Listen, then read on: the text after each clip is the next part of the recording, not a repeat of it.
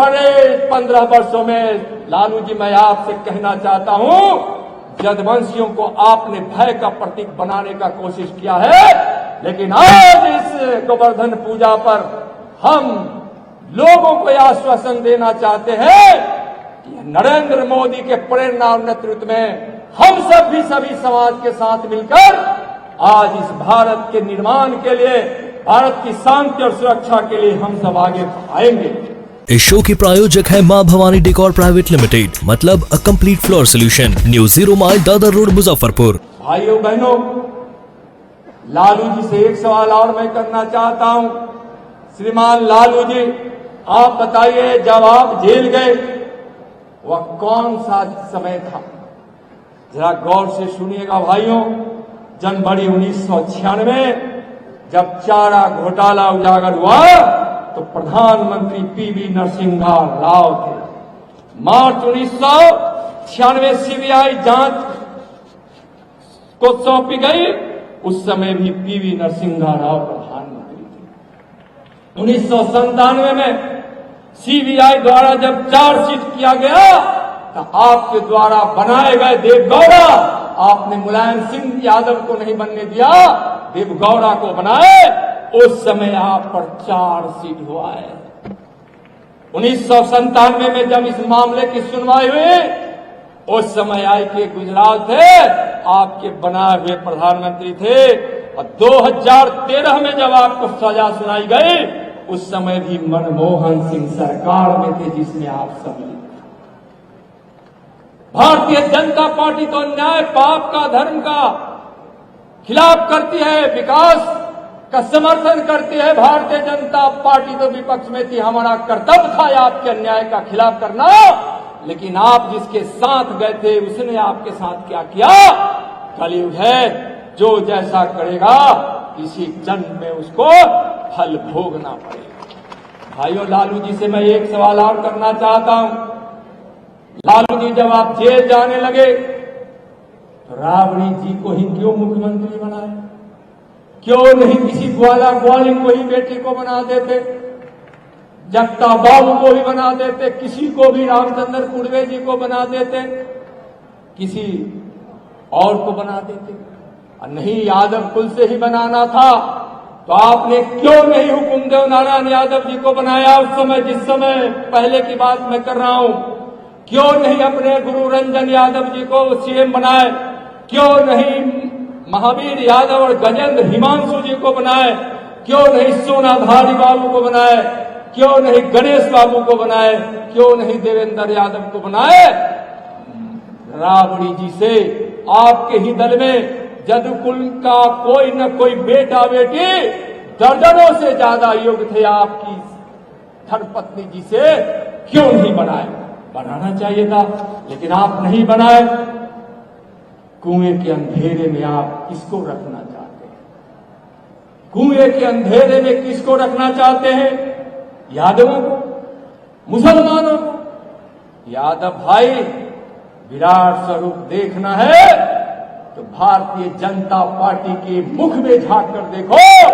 कोई तुम्हारा यदुवंशी भारतीय जनता पार्टी का नेता गुजरात में भी मिलेगा, सांसद, विधायक, मंत्री तो राजस्थान में मिलेगा, हरियाणा में मिलेगा, महाराष्ट्र में मिलेगा, बिहार में मिलेगा, झारखंड में मिलेगा, पश्चिम बंगाल में मिलेगा, उत्तर प्रदेश में मिलेगा। जहां भी जाइए आपको मिल जाएगा, लेकिन आपको अंधेरे के कुआं में रखने का काम किया।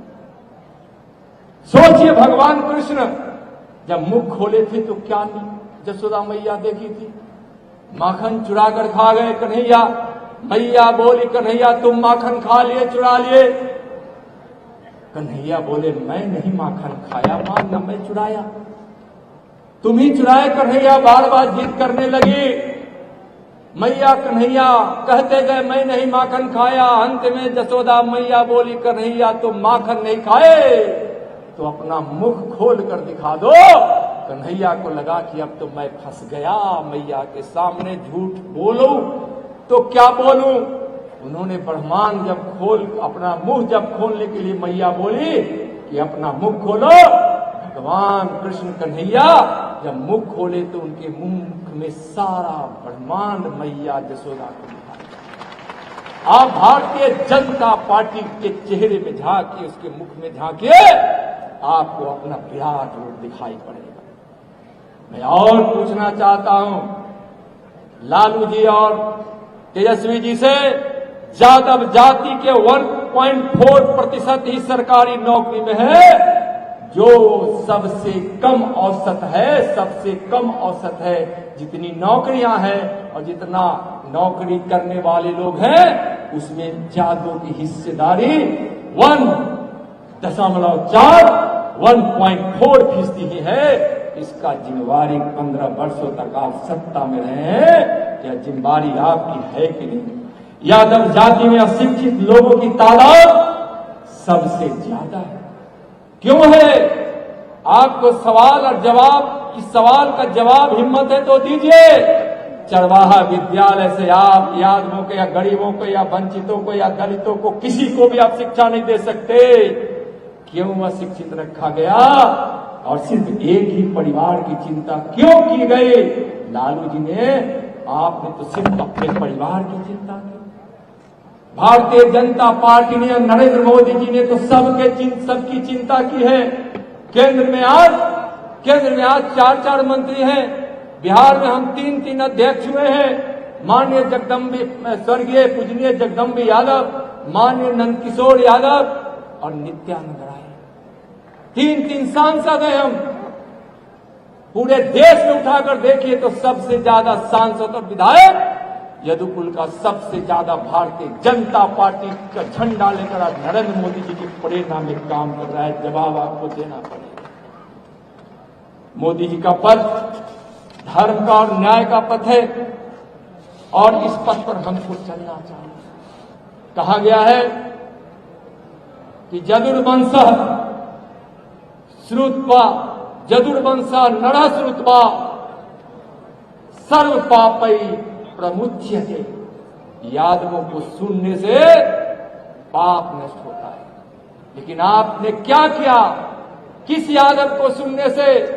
उस यादव को सुनने से जहां यदि कोई मां बहन पर हाथ उठाए, अगर वहां अपना खून पसीना और सर कटाने के लिए कोई यदुवंशी तैयार नहीं है, इसका मतलब आप यदुवंशी नहीं हो। भारत की रक्षा के लिए, भारत मां की सेवा के लिए, गौ माता की सेवा और रक्षा के लिए, गंगा की पूजा, गायत्री की पूजा, गीता के उपदेश को मानने वाला यदुवंशी पवित्र हृदय से अगर बोलेगा तो उस समय पाप भी दूर चला जाएगा। भाइयों बहनों, मैं अब बहुत कम समय है, मैं अपनी वाणी को विराम दूं। देश का पहला प्रधानमंत्री माननीय नरेंद्र मोदी जी जो लेह में जाकर बोले कि मैं उस भगवान कृष्ण का पुजारी हूं जो जिसके हाथ में सुदर्शन चक्र है, तो वह मुरली का बजबैया है। आइए, वैसे प्रधानमंत्री जी पर गर्व कीजिए, वैसे भारतीय जनता पार्टी पर गर्व कीजिए जो आपको विराट रूप दिया है। एक बात मैं गौर करूंगा, कैसे प्रेम के पुजारी हैं। सुदामा और कृष्ण के प्रेम को कौन नहीं जानता है? कौन नहीं जानता है? द्वारिकाधीश हो गए। इसके बाद मैं अपनी वाणी को समाप्त कर रहा हूं। जब वहां द्वारिकाधीश के जब राजा श्री कृष्ण हो गए, अपनी पत्नी के कहने पर सुदामा द्वारिकाधीश गए। द्वारपालों ने द्वार पर रोक दिया, किसी तरह से विनती की, जाकर कन्हैया से कहो मैं सुदामा आया हूं। बहुत विनती के बाद द्वारपाल जाकर कृष्ण से कहते हैं, एक व्यक्ति आया है, दुबला पतला है, हाथ में लटकी है, एक हाथ में पोटली है। आगे भगवान कृष्ण ने सुना भी नहीं कि कौन आया है। दौड़ते हुए भगवान कृष्ण ने कहा रुक्मणी से, थाली लाओ,